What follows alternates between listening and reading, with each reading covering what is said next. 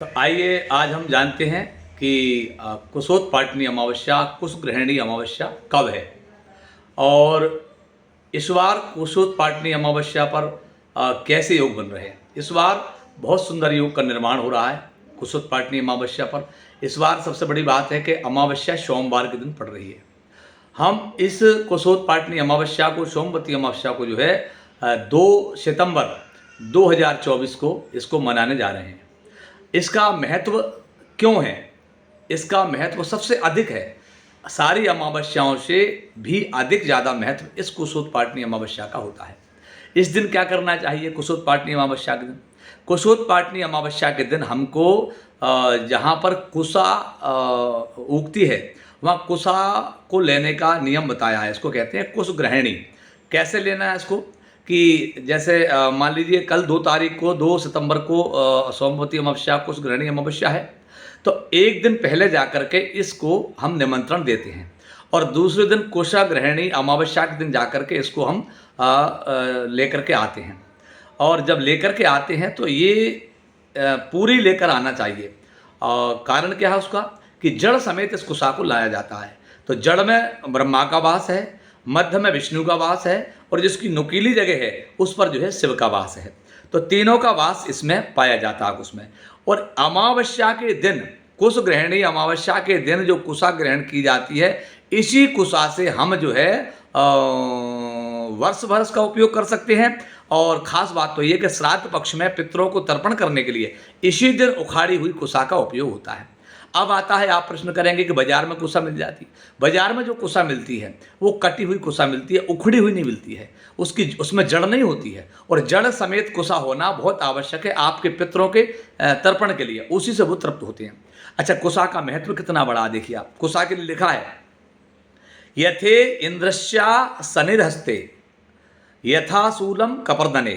इसका मतलब है कि इंद्र के हाथ में जिस प्रकार से वज्र होता है, यथा इंद्रश्च शनिर्हस्ते यथा शूलम कपर्दने यथा सुदर्शनम विष्णुर विप्रहस्त कुशस्ततः वर्णश्च करेपाशो यथा दंडो यमस्य च।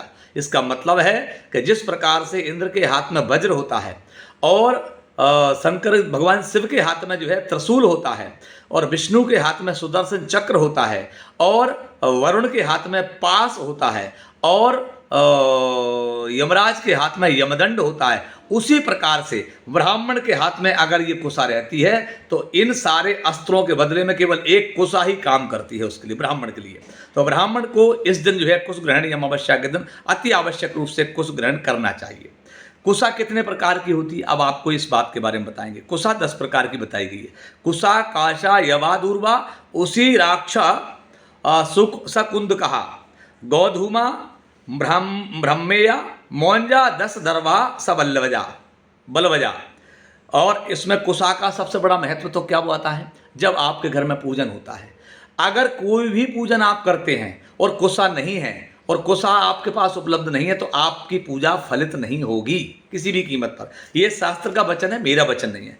शास्त्र कह रहा है कि पूजा काले सर्वदेवै कुशहस्तो भवेक्षुषी और कुशेन रहिता पूजा विफला कथिता मयहा। इसका मतलब है कि कुशा के बिना जो है आपका पूजा फलित नहीं होगी, फल नहीं देगी। अब इस बात के बारे में बताएंगे, कुशा को लेते समय हमको क्या बोलना पड़ेगा और कैसी प्रार्थना कुशा से हमको करना है। कुशा जब ले रहे हैं आप तो कुशा का ध्यान रखेंगे, कुशा कटी फिटी ना हो, बिल्कुल साबुत कुशा हो, जड़ समेत हमको कुशा को उखाड़ना है। और जब उखाड़ेंगे तब आप सावधानी इस बात की बरतना है कि कुशा लेते समय जो है कभी कभी हाथ भी जो है कट जाता है, इतना बारीक उसमें धार होती है। जब आप कुशा लेंगे तो वहाँ बोलना है आपको ओम होम फट, ओम होम फट।